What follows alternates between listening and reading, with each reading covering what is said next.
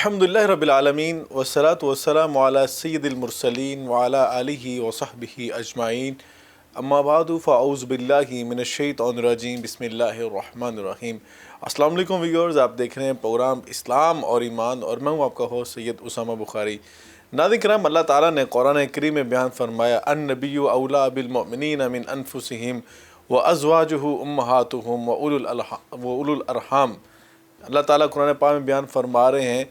کہ جو نبی پاک صلی اللہ علیہ وسلم کی ازواج بن جاتی ہیں وہ امت کی مائیں بن جاتی ہیں، اور ان کے بارے میں فرمایا کہ ان کو میں ایسا درجہ اور مقام عطا کر دیتا ہوں ازواج مطہرات کو، امہات المؤمنین کو، کہ عام امت کے افراد جو ہیں وہ اگر کوئی نیک عمل کرتے ہیں تو ان کو ایک اجر دیتا ہوں، لیکن امہات المؤمنین کا یہ شرف اور اعزاز ہے وَمَن يَقْنُتْ مِنكُنَّ لِلَّهِ وَرَسُولِهِ وَتَعْمَلْ صَالِحًا نُؤْتِهَا أَجْرَهَا مرتين۔ میری نبی پاک صلی اللہ علیہ وسلم کی جو ازواج مطہرات ہیں اور امت کی مائیں ہیں، جب یہ کوئی نیک عمل کرتی ہیں تو ان کو اس شرف اور اعزاز کی برکت سے میں دوہرا اجر عطا فرماتا ہوں۔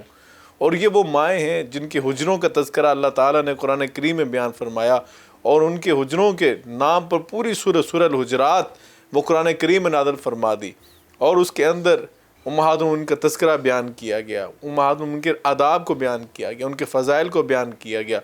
اور یقیناً امہات المؤمنین کی زندگی ہمارے لیے مشعل راہ ہے، خواتین اسلام کے لیے رہتی دنیا تک یہ روشن مینارہ ہے۔ ہم وہاں سے کیسے اسباق حاصل کر سکتے ہیں، خواتین اسلام اپنی زندگیوں کو کیسے وہاں سے خوبصورت ترین بنا سکتی ہیں، اور یقیناً جنت کے اپنے آپ کو مکین کیسے بنا سکتی ہیں، وہ اسی طرح ممکن ہے کہ آپ ازواج مطہرات امہات المؤمنین کو پڑھیں، ان کی سیرت کو پڑھیں، ان کے تذکرے کو پڑھیں، اور اللہ تعالیٰ سے دعا مانگیں کہ اللہ تعالیٰ ان کے نقش قدم پر ہمیں چلنے کی توفیق عطا فرما دے۔ یقیناً ان کے ہمارے اوپر بڑے احسانات ہیں، اسلام کے اوپر ان کی خدمات، ان کی وساطت سے نبی پاک صلی اللہ علیہ وسلم کا جو علم ہے وہ ہم تک پہنچا، نبی پاک صلی اللہ علیہ وسلم کے جو سیرت کے واقعات تھے، گھر کے واقعات تھے، خانگی امور تھے، دیگر امور جو تھے، وہ امہات المؤمنین کی برکت سے ہم تک پہنچے۔ یہ امت کے اوپر بڑے احسانات ہیں، اور ہماری تمام مائیں وہ اپنے فضائل میں، اپنے مناقب میں ایک دوسرے سے ممتاز بھی تھیں، ایک دوسرے سے ڈفرینشیٹ بھی ان کا ہوتا تھا، ڈفرینس بھی تھا، ہر ایک کے پاس اللہ تعالیٰ کی طرف سے دیے ہوئے الگ الگ خصوصیات، الگ الگ انعامات ہیں۔ آج جس ہم ماں کا تذکرہ کرنے جا رہے ہیں، جس ام المؤمنین کی بات کرنے جا رہے ہیں اور اس سعادت حاصل کرنے جا رہے ہیں، آپ کو حضرت سیدہ ام حبیبہ رضی اللہ تعالی عنہا، جو حضرت ابو سفیان رضی اللہ تعالیٰ عنہ کی صاحبزادی ہیں اور حضرت امیر معاویہ رضی اللہ تعالیٰ عنہ کی ہمشیرہ ہیں، یہ وہ شخصیت ہیں، ان کا ہم تذکرہ کرنے جا رہے ہیں۔ اور آج اس سیریز میں جو میرے ساتھ پہلے دن سے موجود ہیں، حضرت خدیجہ الکبریٰ سلام اللہ علیہ سے لے کر آج تک ہمارے ساتھ جو شخصیات اس سیریز میں ساتھ دے رہی ہیں، امہات المؤمنین سیریز میں، سب سے پہلے ہمارے ساتھ موجود ہیں ڈاکٹر علامہ سید ضیاء اللہ شاہ بخاری صاحب، جو کہ ممبر ہیں اسلامی نظریاتی کونسل حکومت پاکستان کے۔ ان کے ساتھ ہمارے ساتھ موجود ہیں ڈاکٹر پیر طارق شریف زادہ صاحب، انٹرنیشنل سیرت اسکالر ہیں۔ دونوں مہمانوں کے شکر گزار ہیں جنہوں نے اس سیریز میں ہمارا ساتھ دیا اور ہمیں امہات المؤمنین کے تذکرے کے حوالے سے وہ نکات بیان کیے جو شاید ہم نے پہلے کبھی نہیں سنے تھے، اور آپ نے جو ہمیں فیڈ بیک دیا، ہم آپ کا بھی شکریہ ادا کرتے ہیں کہ آپ نے اس سیریز کو پسند فرمایا اور ہمیں فیڈ بیک دیا، سوشل میڈیا پہ بھی اور پرسنلی بھی، اور انشاءاللہ اللہ تعالیٰ سے دعا ہے کہ اللہ تعالیٰ اس ادنا سی کاوش کو اپنی بارگاہ میں قبول فرما لے۔ ناظرین کرام، آج کے پروگرام میں بات کریں گے ام المؤمنین حضرت ام حبیبہ رضی اللہ تعالیٰ عنہ کی شخصیت، آپ کے فضائل اور مناقب کے حوالے سے۔ شاہ صاحب کی خدمت میں جاتے ہیں اور جانیں گے ام المؤمنین سیدہ ام حبیبہ رضی اللہ تعالیٰ عنہا کون ہیں، آپ کی شخصیت کا اگر تعارف جاننا چاہیں حضرت ام حبیبہ کا، وہ کون تھیں، ان کی شخصیت کیا تھی، کیا تعارف تھا آپ کا؟ بسم اللہ الرحمن الرحیم۔ اسامہ بخاری صاحب، اللہ آپ کو اور آپ کے ادارہ پیرن کو اجر عظیم عطا فرمائے کہ آپ نے انتہائی ایک پاکیزہ سلسلہ شروع کیا امہات المؤمنین ازواج النبی صلی اللہ علیہ وآلہ وسلم رضوان اللہ تعالی علیہ اجمعین کے تذکرہ جلیلہ کا، جو ہمارے لیے مشعل راہ ہے، اور یقیناً یہ گھرانہ پاک باز گھرانہ، اللہ کا محبوب گھرانہ، ان کی ایک ایک ادا ہمارے لیے دین ہے اور شریعت کا حصہ ہے۔ تو بلا شبہ آج یہ سلسلہ چلتے چلتے ہماری اماں جان ام المؤمنین سیدہ ام حبیبہ رضی اللہ تعالیٰ عنہا تک آ پہنچا۔ یقیناً آپ نے انٹرویو میں بڑی اچھی باتیں ارشاد فرمائی ان کے حوالے سے، ان کے تعارف کے ضمن میں بھی۔ تو بہرکیف میں بات کو آگے بڑھاتے ہوئے عرض کرتا ہوں کہ آپ کا اصل نام تھا رملہ. اب ام حبیبہ ان کی کنیت تھی جی. اور ان کے والد گرامی جس طرح بھی آپ نے بیان کیا جناب مشہور سردار مشہور صحابی حضرت ابو سفیان رضی اللہ تعالیٰ عنہ، ان کی بھی یہ کنیت تھی ابو سفیان. جی. اصل ان کا نام بھی صخر تھا. جی. صخر بن حرب بن امیہ رضی اللہ تعالیٰ عنہ. اور آپ مشہور صحابی حضرت امیر معاویہ رضی اللہ تعالیٰ عنہ کی ہمشیرہ ہے. ان کی یہ بالکل ان بعض لوگوں میں شامل ہیں کہ جو بالکل آغاز میں نبی پاک صلی اللہ علیہ وسلم کے ساتھ کھڑے ہوئے، بالکل جنہوں نے بالکل شروع میں سبقت لے جاتے ہوئے اول نمبروں پہ آتے ہوئے اسلام قبول کیا. والسابقون الاولون من المہاجرین والانصار. حالانکہ اس وقت ان کے والد گرامی، ان کے بھائی، ان کی والدہ، ان کا تقریباً بہت خاندان کا بڑا حصہ وہ نبی پاک صلی اللہ علیہ وسلم کے بالکل مخالف تھے. لیکن اللہ نے ان کو طاقت دی، ہمت دی، حوصلہ دیا اور ان بعض لوگوں میں شامل ہونے کا اللہ تعالیٰ نے کو یہ شرف اور اعزاز بخشا کہ ان الذین قالوا ربنا اللہ ثم استقاموا. پھر وہ استقامت کے ساتھ پہاڑ بن کے کھڑی ہو گئی. بالآخر انہیں اپنے شوہر سمیت جن کا نام عبید اللہ بن جہش تھا، وہ بھی اس وقت اسلام قبول کر چکے تھے، ان کے ساتھ ان کو مکہ معظمہ چھوڑنا پڑا. اور مکہ معظمہ چھوڑ کر انہیں حبشہ جانا پڑا. جو حبشے کی ہجرت ہوئی نا اس میں یہ شامل تھی. اور آگے ان کا ایک اور امتحان ہوا. ان کے جو شوہر تھے عبید اللہ بن جہش، یہ حضرت زینب بنت جہش کے بھائی تھے. حضرت عبداللہ بن جہش کے بھی بھائی تھے. عبید اللہ بن جہش کی بد نصیبی دیکھیے، اسلام اور ایمان کی خاطر اپنے وطن کو چھوڑا اور ہجرت کے راستے پہ نکلا اور سمندر کا انتہائی پرخطر سفر طے کر کے یہ جب حبشے میں پہنچا، وہاں پہ سکون کی زندگی ملی تو وہاں جا کر اسلام کو چھوڑ بیٹھا اور نصرانیت قبول کر لی. تو اب حضرت ام حبیبہ کا ذرا دیکھیے امتحان.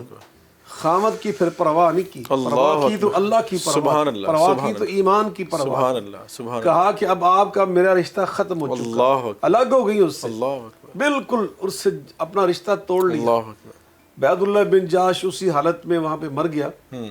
اور نبی کریم علیہ الصلوۃ والسلام تک جب یہ خبر پہنچی تو نبی کریم علیہ الصلوۃ والسلام نے یہاں سے ایک اسپیشل صحابی کو بھیجا، اسپیشل صحابی کو روانہ کیا رضی اللہ عنہ، پیغام دے کر کہ جا کر نجاشی جو سربراہ تھے حبشہ کے، جس کو آج ہم ایتھوپیا کہتے ہیں، ادیس بابا جس کا آج دارالحکومت ہے، کہ وہاں جاؤ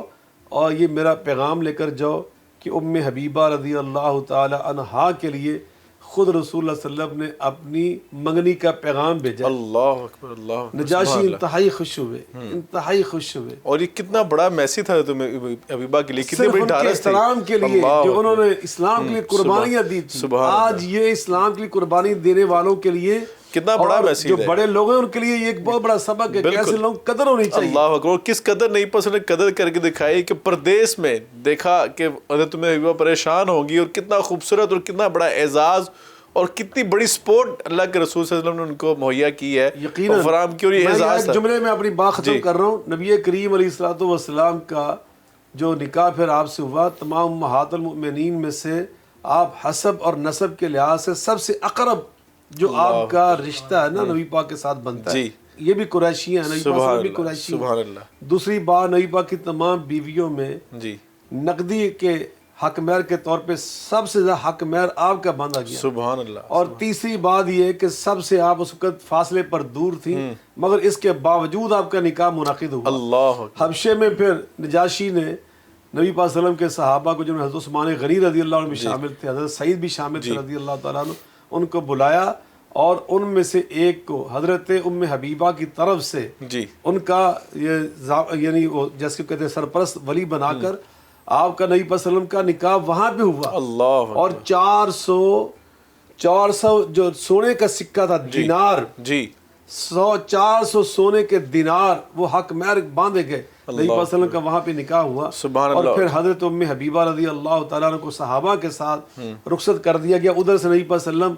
خیبر فتح کر کے مدینہ میں داخل ہو رہے تھے. ادھر حضرت ام حبیبہ رضی اللہ تعالیٰ عنہ نبی صلی اللہ علیہ وسلم کی اہلیہ محترمہ ام المؤمنین کا لقب لے کر اور اعزاز لے کر وہی مدینے میں اکٹھی داخل ہو رہی تھی. ادھر سے رسول اللہ کے وفد تشریف لا رہا تھا, ام حبیبہ تشریف لا رہی تھی. کس قدر خوبصورت یہ تذکرے ہیں, اور یقیناً جب بندہ سنتا ہے, پڑھتا ہے, ایمان بھی تازہ ہوتا ہے, اور یقیناً ذہن میں جس طرح پوری ایک مووی چل رہی ہوتی ہے, ایک پوری تصویر کشی ہوتی ہے, ایمان تازہ ہو جاتا ہے. ایسا لگتا ہے کہ ابھی سامنے یہ مناظر جو ہیں ہماری آنکھوں کے سامنے ہو رہے ہیں. تو یقیناً ہمارے لیے اس میں جو اسباق موجود ہیں, اصل مقصود تو وہ ہے, ہم وہاں سے کیا اسباق لے رہے ہیں. اور یقیناً دین اسلام کی خاطر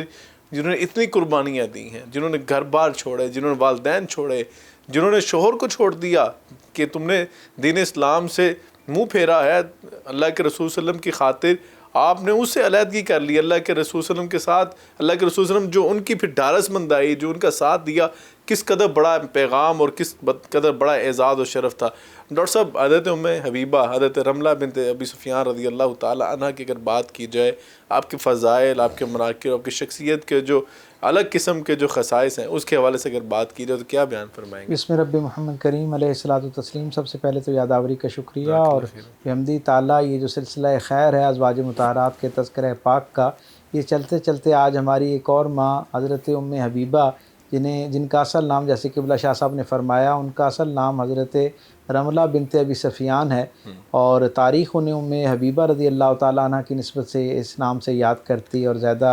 جو ہے وہ حافظے کا حصہ رہتا ہے. آپ کو سرکار دو عالم صلی اللہ علیہ وسلم کے ساتھ کئی حوالوں سے بڑی منفرد نسبتیں حاصل ہیں. یعنی جیسا کہ قبلہ شاہ صاحب نے فرمایا کہ وہ حضور کے نکاح میں آنے والی ان خوش نصیب ترین خواتین میں سے ایک ہیں جن کا خونی نسبت کے اعتبار سے, نسب کے اعتبار سے بھی سرکار دو عالم صلی اللہ علیہ وسلم کے ساتھ بڑا قرب ہے, یعنی بہت قریب کی رشتہ داری بنتی ہے. یہاں ایک آپ کی نسبت کے حوالے سے اور بات بھی سامعین و ناظرین کو اس میں شریک کریں کہ حضرت عثمان غنی رضی اللہ تعالیٰ عنہ, جن کا اس امت کے اوپر کئی حوالوں سے بڑا احسان ہے, اور میرے آقا کریم صلی اللہ علیہ وسلم کی وحی میں دھلی ہوئی زبان سے نہ جانے کتنی مرتبہ ان کو جنت کی بشارت عطا کی گئی. ان کی عزت میں اللہ رب العزت نے اس لافانی زبان سے لافانی کلام جو ہے اس کو ادا کروایا. وہ حضرت عثمان غنی رضی اللہ تعالیٰ عنہ جو ہیں وہ حضرت ام حبیبہ کے خالہ زاد ہیں, اور آپ کے ساتھ اس نسبت سے ساری زندگی جو ہے وہ آپ نے ان کا اکرام بھی کیا, اور دونوں کے درمیان بڑا ہی ایک احترام کا, ایک دوسرے کے لیے وفاداری کا جو رشتہ ہے وہ ہمیں نظر آتا ہے. اور حضرت ام حبیبہ کی نسبت سے میں یہ سمجھتا ہوں کہ تاریخ کے اندر شاید ہی کوئی خواتین میں دوسری ایسی مثال پیش کی جا سکتی ہے کہ جس انداز میں غیرت مندی کے ساتھ, دینی حمیت اور غیرت کے ساتھ انہوں نے اپنے آپ کو رسول اللہ صلی اللہ علیہ وسلم اور آپ کے لائے ہوئے دینی متین کے ساتھ جوڑ کے رکھا. اس کی کوئی دوسری مثال شاید تاریخ میں پیش نہیں کی جا سکتی. آپ تصور کیجئے کہ آپ اور آپ کے شوہر اسلام قبول کر لیتے ہیں, اور اس کے بعد ایک دن حضرت ابی سفیان جو ابھی اسلام نہیں قبول کر چکے ہوتے ان کے گھر آتے ہیں, اور بغیر دروازے پہ دستک دیے اپنی گویا پاؤں کی ٹھوکر سے دروازہ کھولتے ہیں, اور پورے جلال کے ساتھ, غصے کے ساتھ انہیں کہتے ہیں کہ مجھے اہل عرب کے اندر تم نے شرمندہ کر دیا ہے. وہ لوگ جنہیں میں رسول اللہ صلی اللہ علیہ وسلم کے پیغام سے باز رکھنے کے لیے دلیل دیتا ہوں, وہ میری بات شروع ہونے سے پہلے مجھے یہ دلیل دیتے ہیں کہ تم اپنے گھر کی خبر لو, تمہاری اپنی بیٹی جو ہے وہ ان پر جو ہے وہ گویا ایمان لا چکی ہے.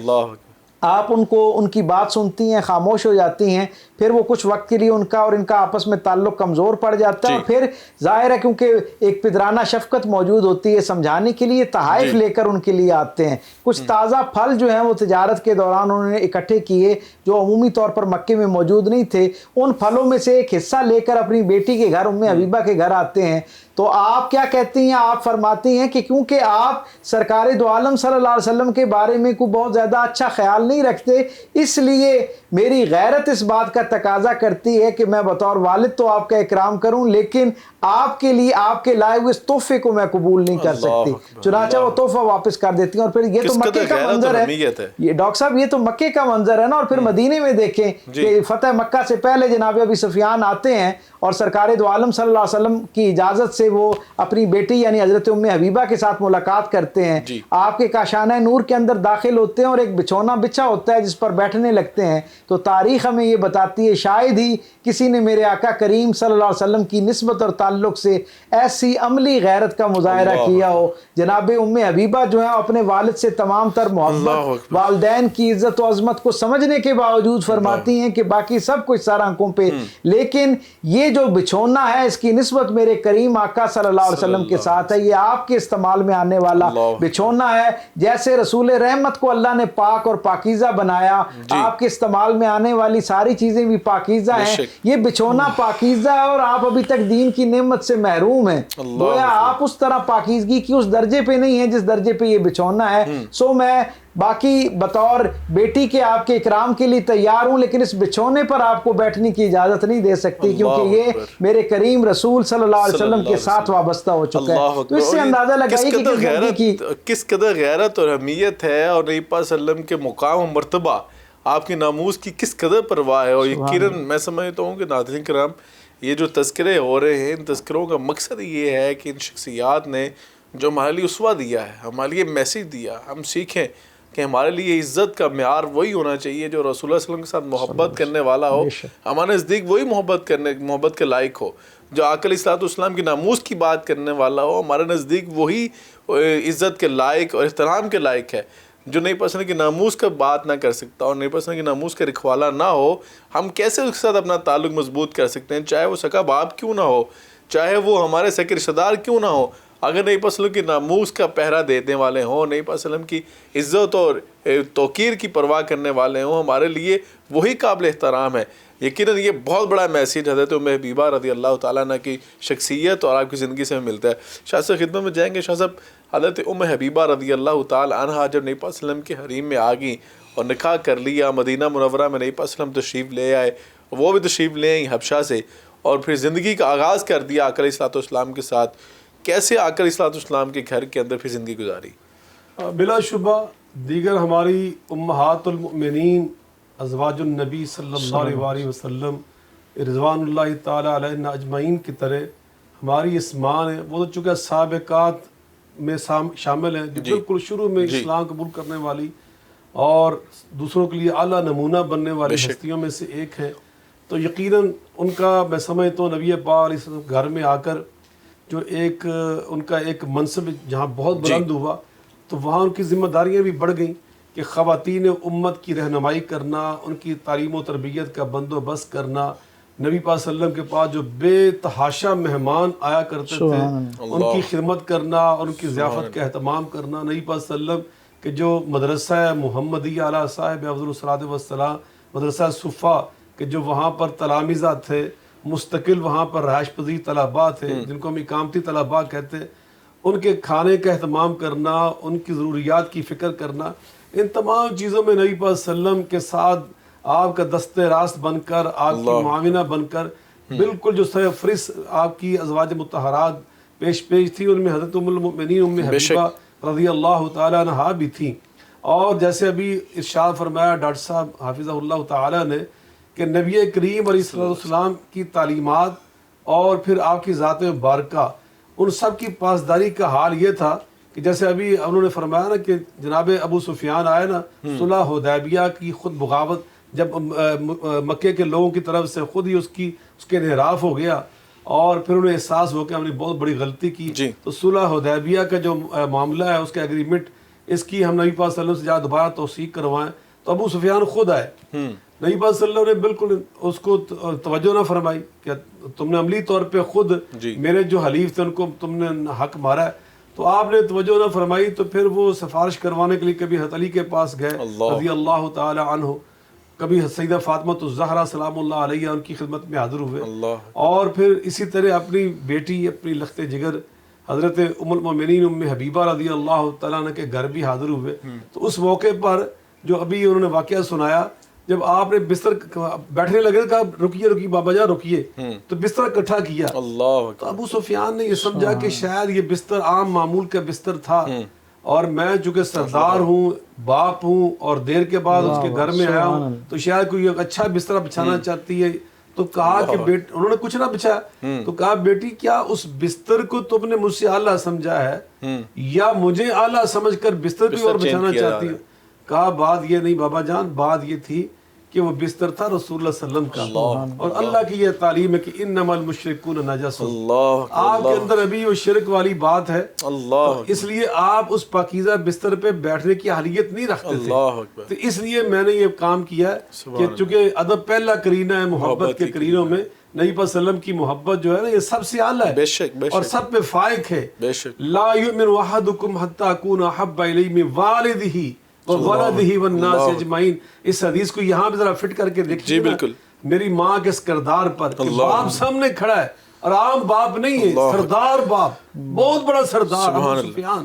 وہ ایسا سردار باپ منہ دیکھتا ہی رہ گیا. کل ان کان آباؤکم و ابناؤکم اخوانکم و ازواجکم و عشیرتکم و اموال اقترفتموها و تجارت تخشون کسادها و مساکن ترضونها احب الیکم من اللہ و رسولہ و جہاد فی سبیلہ. تمہارے آباء و اجداد, تمہاری اولاد تمہیں اللہ کے رسول سے زیادہ محبوب نہیں ہونے چاہیے. تو حضرت ام المؤمنین نے یہ کر کے دکھایا. ہم پڑھتے اور سنتے ہیں نا, میری ماں نے عملی طور پہ کر کے دکھایا کہ ایسے کیا جاتا ہے قرآن پہ عمل, ایسے عمل کیا تھا نبی پاک صلی اللہ علیہ وسلم کے فرمان اقدس پر. تو پھر حضرت ام المؤمنین رضی اللہ تعالی عنہا, آپ ذرا ان کی فضیلت کا اور ان کے رتبے اور مقام کا حال دیکھیں کہ نبی کریم علیہ الصلوۃ والسلام نے فرمایا کہ من صلی, میرا جو امتی اثنتا عشر رکعتن فی یومہ و لیلہ بنى اللہ لہ بیتا فی الجنہ, کہ جو میرا امتی 12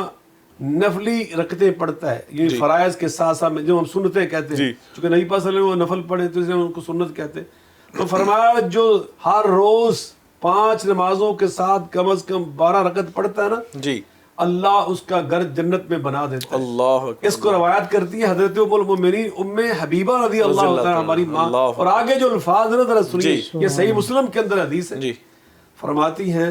ما ترکتہن منذ سمعت رسول اللہ صلی اللہ علیہ وسلم. اللہ اکبر. جب سے میں نے نبی پاک سے یہ حدیث سنی ہے نا,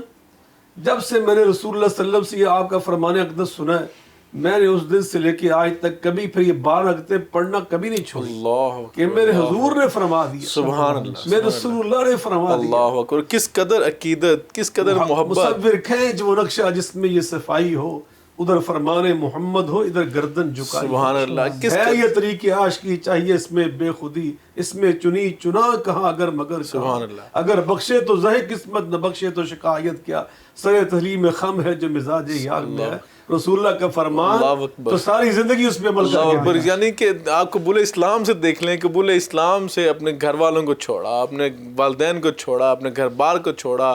اور ہجرت فرما لی. ہجرت میں جب شوہر نے اسلام سے منہ پھیرا, اس کو چھوڑ دیا, اور پھر کس قدر نبی پاک صلی اللہ علیہ وسلم کی خاطر غیرت, حمیت اور نبی پاک صلی اللہ علیہ وسلم کے فرامین پر عمل کر کے دکھایا. محبت کی, عقیدت کی انتہا ہے, اور اسی محبت اور عقیدت کی انتہا کی وجہ سے اللہ تعالیٰ نے آپ کو اتنا بڑا شرف اور اعزاز بخشا. نانی کرام, ہمارے لیے بھی سعادت کی بات ہے کہ ہم آج کے پروگرام میں آپ کے سامنے اپنی اس عظیم ماں کا تذکرہ خیر کر رہے ہیں. اللہ تعالیٰ ہمیں قیامت کے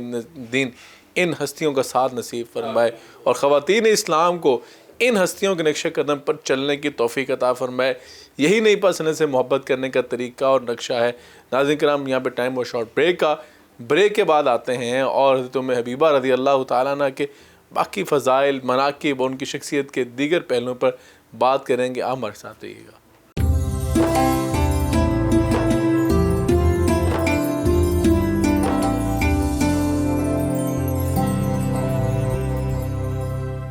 ویلکم بیک ویور, پروگرام اسلام اور ایمان میں آپ کو ایک مرتبہ پھر خوش آمدید کہتے ہیں, خیر مقدم کرتے ہیں. ناظرین کرام, آج سلسلہ گفتگو کا اتنا خوبصورت ہو رہا تھا, بریک لینا مشکل ہو رہا تھا, اور یقیناً جس شخصیت کا تذکرہ ہو رہا تھا, جنہوں نے محبت کی ایسی داستان رقم کی آقا علیہ الصلوۃ والسلام کے ساتھ اور دین اسلام کے ساتھ, قربانیاں, پہلے دن سے قربانیاں,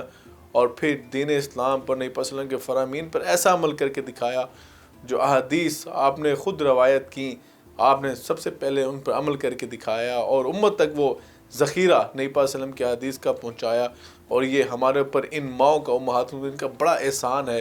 اور یہ میں سمجھتا ہوں کہ ہمارے اوپر یہ فرض بھی ہے کہ ان امہات المؤمنین کو ہم یاد رکھیں اس دعا اور جذبے کے ساتھ کہ اللہ تعالیٰ ان امہات المؤمنین کے نقش قدم پر چلنے کی توفیق عطا فرما دے. ڈاکٹر طارق شیرازی صاحب, بریک پہ جانے سے پہلے شاہ صاحب نے حضرت حبیبہ رضی اللہ تعالیٰ عنہ کا نبی پاک صلی اللہ علیہ وسلم کے ساتھ جو محبت اور عقیدت کا نقشہ کھینچا، کیا خوبصورت انداز تھا. اور یقیناً یہی وجہ تھی کہ آپ نے امہات المومنین میں سے اگر بات کی جائے تو آپ نے 65 حدیث کے حوالے سے آتا ہے کہ 65 حدیث آپ نے روایت کی ہیں نبی پاک صلی اللہ علیہ وسلم کے حوالے سے. حالانکہ آپ تو نبی پاک صلی اللہ علیہ وسلم کے گھر موجود تھیں، بہت سارا ذخیرہ آپ کی بدولت امت کو ملا ہے. کیا فرمائیں گے وہ کون کون سی روایات تھیں اور کیا کیا امت کو تحائف آپ کی وساطت سے، آپ کی برکت سے نبی پاک صلی اللہ علیہ وسلم کے ہم تک پہنچے ہیں؟ بسم رب محمد کریم علیہ الصلوۃ والتسلیم. جی یہ جو صحیحین کا ذخیرہ ہے اس کے اندر 65 کے قریب احادیث آپ سے مروی ہیں، لیکن جو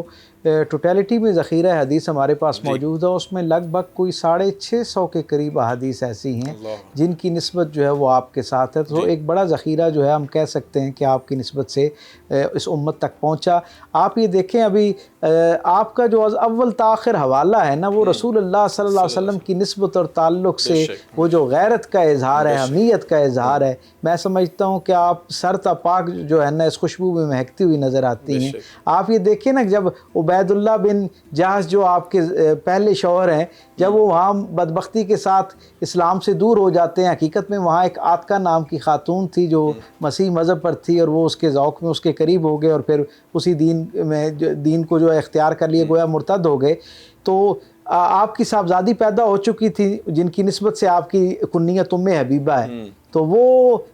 عبید اللہ بن حارث نے یہ کہا کہ تمہارا میرا اگر تعلق بالفرض ختم بھی ہو گیا ہے تو میں یہ چاہوں گا کہ میں اپنی بیٹی کا نان و نفقہ جو ہے وہ اپنی ذمہ داری میں سمجھوں اور وہ میں ادا کرتا رہوں، کیونکہ وہ بھی ایک نامور شخصیت تھے اپنے علاقے کے اعتبار سے. اپنے مکے میں ان کی بھی ایک اچھی شہرت تھی، لیکن یہاں بدبختی نے ان کو گھیر لیا اور وہ مرتد ہو گئے. جب انہوں نے یہ کہا نا کہ میں اپنی بیٹی کا نان و نفقہ جو ہے وہ ادا کرنا چاہتا ہوں، تو آپ نے پوری غیرت ایمانی کے ساتھ یہ کہا کہ میں نے اللہ کے رسول صلی اللہ علیہ وسلم سے یہ سن رکھا ہے کہ اولاد کے دیگر حقوق میں ایک حق یہ بھی ہے کہ والدین اس کے لیے پاکیزہ رزق کا اہتمام کریں.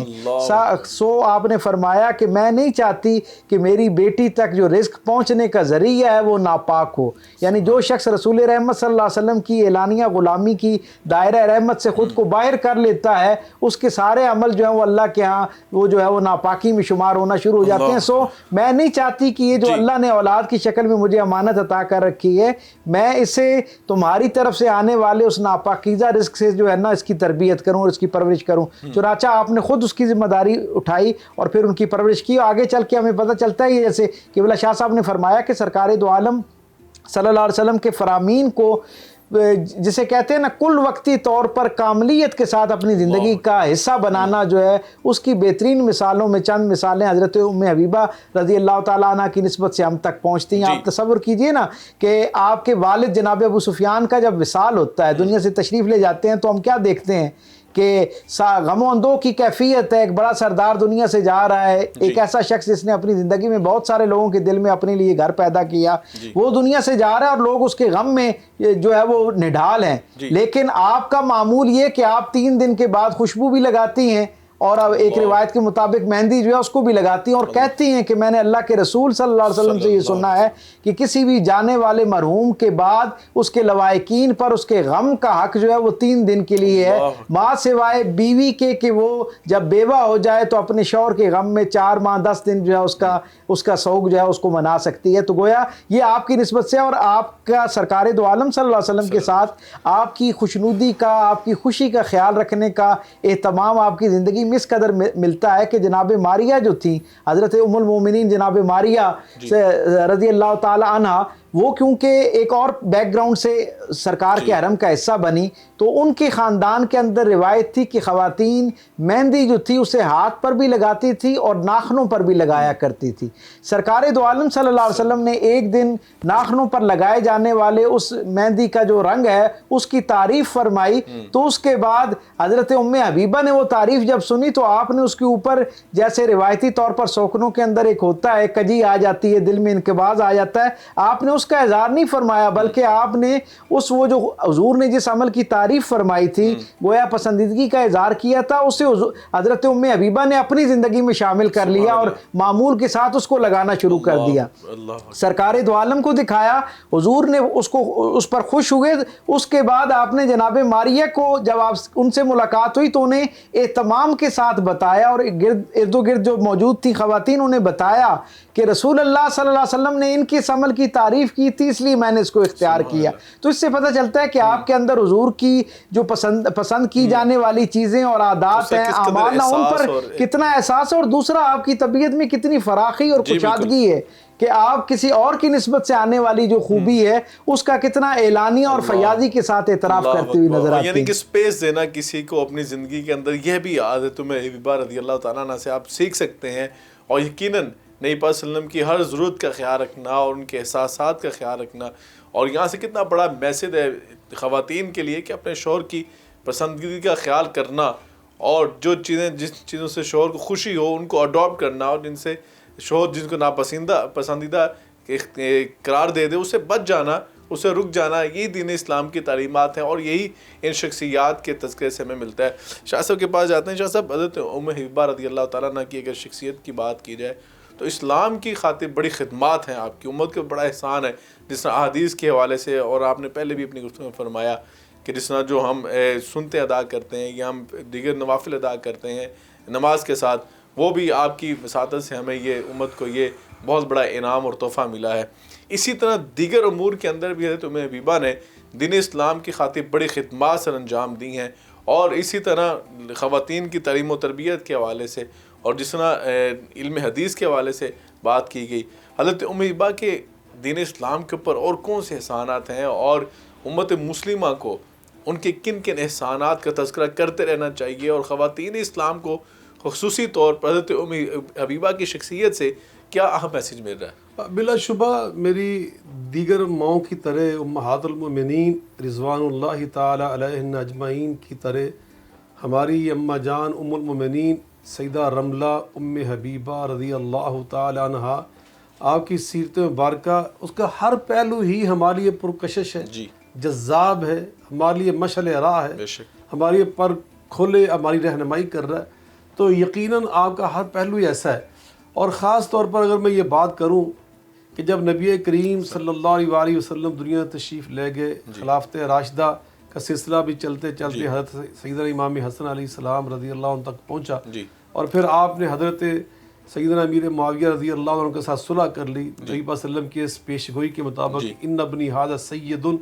سیصلح اللہ بہ بین فئتین عظیمتین من المسلمین، کہ اللہ میرے اس سردار بیٹے امام حسن کے ذریعے مسلمانوں کے دو بڑے گروہوں کے درمیان صلح کروائے گا، اور وہ صلح ہو گئی، اور حکمران بن گئے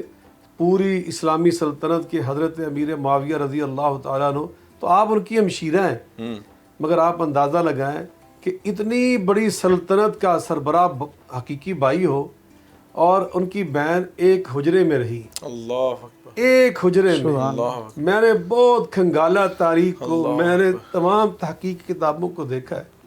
اللہ قسم میں نے دیکھا ہے کہ انہوں نے دیگر ازواج مطہرات کے مقابلے میں ایک پائی کی حکومت سے اور سرکار سے، جو ان کے اپنے بھائی کی حکومت تھی، کوئی اضافی چیز نہیں لی، ایک پائی کی چیز، نہ کوئی جائیداد، نہ کوئی پراپرٹی، اور نہ ہی نبی پاک صلی اللہ علیہ وسلم کے حجرے کو چھوڑ کر، رسول اللہ کے پڑوس کو چھوڑ کر، رسول اللہ کے مدینے کو چھوڑ کر، نہ آپ کے مدینہ طیبہ کو چھوڑ کر دمشق میں جانا، دارالحکومت میں جانا پسند کیا۔ آپ نے یہاں رسول اللہ کے پڑوس میں رہنا، نبی پاک علیہ السلام کی حجرہ مبارکہ میں رہنا، وَقَرْنَ فِي بُيُوتِكُنَّ مِنْ آيَاتِ اللَّهِ وَالْحِكْمَةِ، جہاں نبی پاک چھوڑ کر گئے تھے اسی گھر میں رہنا میری ماں نے پسند کیا، اور جو بیت المال سے ایک طے شدہ حصہ آتا تھا اسی پر قانے، اسی پر صابرہ، اور اس کو بھی غریبوں میں تقسیم کر دینا، فقراء میں تقسیم کر دینا، مستحقی میں۔ اور پھر ایک اور کردار، جب سن 44 میں، بعض نے 42 لکھا، بعض نے 44، اور کسی نے حضرت امیر معاویہ کی وفات سے صرف 1 سال پہلے بھی لکھا، لیکن زیادہ ترجیح لوگوں نے دی سن 44 ہجری کو، جب آپ علیل ہوئی، محسوس کیا کہ میرا سفر آخر قریب آ چکا ہے۔ آپ نے اپنی سوکن ام المومنین حضرت عائشہ صدیقہ رضی اللہ تعالیٰ عنہ اور ام المومنین سیدہ ام سلمہ رضی اللہ تعالیٰ عنہ ان دونوں کو بلایا اور بلا کر دونوں سے فرمایا کہ ہم آپس میں بہنیں بھی تھیں، پڑوسن بھی تھیں، اور نبی پاک کی ازواج مطہرات میں شامل تھی، ایک دوسرے کی سوتن بھی تھی. ہو سکتا ہے زندگی میں میری زبان سے، میرے کسی طرز عمل سے آپ کو تکلیف پہنچی ہو، مجھے اللہ کے لیے معاف کر دیں. تو ہماری دونوں ماں نے روتے ہوئے کہا کہ ہم نے آپ کو معاف کیا، ہم آپ سے راضی ہیں. تو میری ماں نے اس کو جو کہا نا وہ سننے والا ہے. فرمایا رضیت ما عنی رضی اللہ عنکما، تم مجھ سے راضی ہونے کا اعلان کر رہی ہو، میں اللہ سے دعا کرتی ہوں اللہ تم دونوں سے راضی ہو. تو ماں نے روتے ہوئے ان کو یہ دعا دی. تو یہ کتنا بڑا ہماری کتنا بڑا میسیج ہے. اور یقیناً ڈاکٹر صاحب جو شاہ صاحب نے بھی نقشہ کھینچا ہے، اگر ہم بات کریں تو یہ چلیں سوکنوں کی بات ہو گئی، لیکن یہاں پہ تو سگے رشتے جو ہیں، ہم تو یہاں پر کہتے ہیں کہ میری بیٹا وصیت سمجھ لینا کہ اگر میں دنیا سے رخصت ہو جاؤں، میرا چہرہ نہ کسی کو دیکھنے دینا، میرے جنازے میں کسی کو شریک نہ ہونے دینا. کیا یہ دین اسلام کی تعلیمات سے دوری اور دین اسلام کی تعلیمات سے بغاوت نہیں ہے؟ کیا ہمیں یہ جو تذکرے کر رہے ہیں ان کا مقصد یہ نہیں تھا کہ یہاں سے ہم سیکھ سکیں؟ بالکل، یہ بہت میں سمجھتا ہوں کہ ان شخصیات کی زندگیوں کے بارے میں جاننے کا ایک بہت بڑا جو فائدہ اور برکت ہے وہ یہ ہے کہ ہمیں رشتوں کے درمیان یہ جو توازن قائم کرنا ہے اور رشتوں کے جو تقاضے ہیں، کیونکہ سرکار دو عالم صلی اللہ علیہ وسلم سے ہم تک یہ بات پہنچی کہ اللہ نے رشتوں کو راحت کا ذریعہ بنایا ہے. سب سے پہلا معیار جو رشتوں کے درمیان پہلا تقاضا، پہلی احتیاط جسے ملحوظ رکھنا چاہیے وہ یہ ہونا چاہیے کہ ہر وہ شخص جو میرے ساتھ کسی بھی رشتے میں منسلک ہے اس کے لیے میرا ہونا راحت کا ذریعہ ہونا چاہیے. جب وہ مجھے تصور کرے تو اس کے اندر اس کے دل و دماغ میں خوشگواری کا احساس پیدا ہو، نہ کہ اسے میری طرف سے تصور کرتے ہی ایک دم کوفت کا شکار ہونا پڑ رہا اور ایک الجھن کا اور ایک مشقت کا احساس ہونا شروع ہو جائے. ابھی بات ہو رہی تھی کہ بلا شاہ صاحب نے فرمایا کہ آپ کے جو سگے بھائی ہیں ان کی اتنی بڑی حکومت تھی، ان سے پہلے یقیناً انہوں نے بھی اپنی بہن سے محبت کا اظہار کیا، لیکن ان سے پہلے جناب عمر فاروق رضی اللہ تعالیٰ عنہ نے ان سے یہ عرض کی کہ اوالی کے نام سے جو باہر آبادی تھی وہاں پر ایک بہت بہترین جو گھر وہ تھا، مکان تھا، محل نما مکان تھا. کہا کہ میری یہ خواہش ہے اگر آپ چاہیں تو آپ کو وہاں پہ آپ کی رہائش کا بندوبست کر دیا جائے. آپ خاموش رہیں. پھر کچھ دنوں کے بعد پھر دوبارہ یہ پیشکش بھیجی گئی. پھر جب تیسری مرتبہ پیشکش بھیجی گئی نا تو حضرت ام حبیبہ رضی اللہ تعالیٰ عنہ نے فرمایا کہ حضرت عمر سے کہو کہ مجھ سے آ کر ملیں. حضرت عمر فاروق ان کے پاس تشریف لائے اور آپ نے کہا کہ اے عمر یقیناً اس گھر کے اندر بہت ساری خوبیاں موجود ہوں گی، لیکن کیا وہ اس گھر کے ساتھ اس کی عزت اور عظمت میں برابری کر سکتا ہے جس مکان کے اندر رسول رحمت کے ساتھ رہتے ہوئے مجھے سرکار دو عالم صلی اللہ علیہ وسلم نے 70 سے زائد آیات کی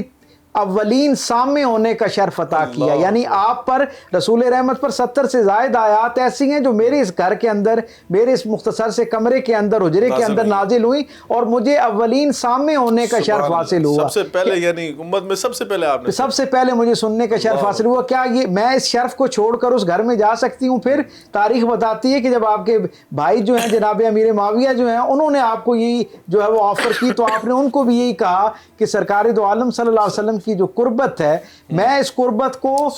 رسول اپنی زندگی تک یعنی محدود نہیں کرنا چاہتی بلکہ اسے دوام دینا چاہتی ہوں. اس کا کیا مطلب ہے کہ جیسے میری یہ خواہش ہے کہ جب میں دنیا سے جاؤں اس وقت بھی سرکار دو عالم صلی اللہ علیہ وسلم کا جو قرب ہے وہ مجھے حاصل ہو، اور جب میں دنیا سے جا کے اگلے جہان میں جنت میں ہمیشہ کی زندگی اختیار کروں تو وہاں پر بھی سرکار دو عالم صلی اللہ علیہ وسلم کا مجھے قرب حاصل ہو. تو اس سے اندازہ ہوتا ہے کہ حضرت ام حبیبہ رضی اللہ تعالیٰ عنہ جو ہیں ان کی از اول تا آخر جو ترجیح تھی وہ رسول اللہ صلی اللہ علیہ وسلم کی ذات تھی. آپ کے ساتھ آپ کا وہ جو ایک والہانہ عشق اور محبت تھی. آپ کا ابھی آپ نے تذکرہ کیا تو آپ یہ دیکھیں کہ آپ کی جو مدینہ منورہ کے اندر آپ کا وصال ہوتا ہے اور آپ نے وصیت کے طور پر اپنی جو قبر مبارک ہے اس کے لیے حضرت जनाब अली करमुल्लाह वजह करीम का जो एक हुजरा था उसको उसकी वसीयत फरमाई। हज़रत अली बिन हुसैन रज़ी अल्लाह तआला अन्हु जिन्हें दुनिया इमाम ज़ैनुल आबिदीन रज़ी अल्लाह तआला अन्हु कह के याद करती है, उन्होंने अपने अहवाल में ये बात बयान की कि मैंने अपने जो वालिद का हुजरा था उसका जनूबी कोना जो है उसे जब उसकी खुदाई की किसी ज़रूरत के तहत, तो वहाँ से एक कतबा मिला मुझे जिसके बारे में जिसके अंदर एक हद बंदी की गई थी, गोया वो आपकी आखिरी आरामगाह थी। तो इससे अंदाज़ा होता है कि अहले बैत अतहार के साथ जनाब उम्मे हबीबा रज़ी अल्लाह तआला अन्हा की किस तरह की वालिहाना मोहब्बत और शफ़क़त मौजूद थी। तारीख़ ने हमें एक और मंजरनामा मैं बहुत ज़रूरी समझता हूँ कि उसमें लोगों को शामिल करें। जनाब मोहसिन जो हैं हज़रत सैयदा फ़ातिमा ज़हरा सलामुल्लाह अलैहा के तीसरे शहज़ादे जिन्हें बहुत कलील उम्र पाई, उनके बारे में भी ये अहवाल महफूज है कि हज़रत उम्मे हबीबा रज़ी अल्लाह तआला अन्हा ने उनको अपनी गोद में उठाया। तो आप ये देखें कितनी मुख्तसर उम्र के बावजूद, वक्त के बावजूद आपका उनसे कोई वालिहाना मोहब्बत और ताल्लुक होगा तो आप उस वक्त उस मरहले में आपके साथ मौजूद थे। के अफराद हैं और यकीनन मैं समझता हूँ कि आपस की उनकी मोहब्बत ये हमारे लिए सच्ची बात है। ये कितना बड़ा शरफ और एजाज़ है कि इन हस्तियों का जो तज़किरा है कि इनका तज़किरा करना ही हमारे लिए सआदत है, और उनका तज़किरा पढ़ना और इनकी आपस की मोहब्बतें, आपस की कुर्बतें, ये हमारे लिए कितना बड़ा मैसेज दे के गई हैं कि हमने किस तरह अपने घरों के अंदर ज़िंदगी गुजारनी है, अपने ख़ानदानों के अंदर कैसे अपनी ज़िंदगी को गुजारना है। खुशी के लम्हात हों, गमी के लम्हात हों, दुख सुख साझे होते हैं, हमें कैसे वहाँ पर ख़ानदान के अंदर रहते हुए अपनी ज़िंदगी को गुजारना है। और यकीनन इन हस्तियों से बढ़कर हम किससे सीख सकते हैं। और यकीनन नबी वसल्लम के अज़वाज मुतहरात, उनका तज़किरा, उनकी सीरत, ये हमारे लिए मशअल राह है, ख़वातीन इस्लाम के लिए रोशन मीनारा है, और क़यामत तक के आने वाली इस ख़वातीन इस्लाम के लिए यहाँ से हमें रोल मॉडल लेना है, यहाँ से हमने अपनी ख़वातीन इस्लाम को सिखाना है अगर हम चाहते हैं दोनों जहानों में हमारी कामयाबी हो। नाज़रीन किराम, अल्लाह ताला से दुआ है कि अल्लाह ताला इस अदना सी काविश को अपनी बारगाह में कबूल फरमा ले। आज के प्रोग्राम से मुझे इजाज़त दीजिए, इंशाल्लाह कल मुलाकात होगी, तब तक के लिए अल्लाह हाफ़िज़।